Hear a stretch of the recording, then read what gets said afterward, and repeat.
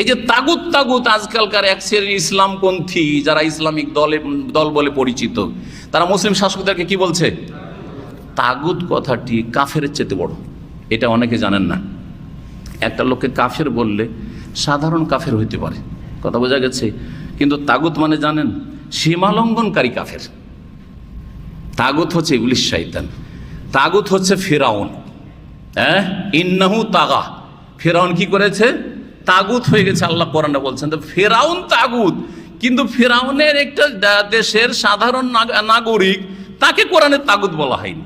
তাহলে যে মুসলিম সরকারগুলিকে, মুসলিম শাসককে যারা তাগুত বলছে, তারা পাক্কা খারিজি। ভালো করে শুনে রাখেন, পাক্কা খারিজি। যদিও তাদের নাম হোক যে ইসলামপন্থী, তারা ইসলামপন্থী না, তারা খাওয়ারেজ, তারা খারিজি। ভালো করে শুনে রাখেন, খারিজিদের পৃষ্ঠপোষক এরা। বাড়িতে বসে বসে, অনলাইনে বসে বসে, আর ফেসবুকে সামাজিক যোগাযোগে স্ট্যাটাস দিয়ে এরা নিজেরা খারিজি যে এটা প্রমাণ করছে। ভালো করে শুনুন, এই কথাটি আজ পর্যন্ত আমি কোনোদিন বলিনি। এটা গুরুত্বপূর্ণ কথা বললাম, যে কাউকে কাফের বলে গাল দেওয়া আর কাউকে তাগুত বলে গাল দেওয়া, কোনটা বেশি মারাত্মক গাল? তাগুত বলাটা বেশি মারাত্মক, প্লাস গাল দিলেন, কাফের প্লাস আরো কিছু।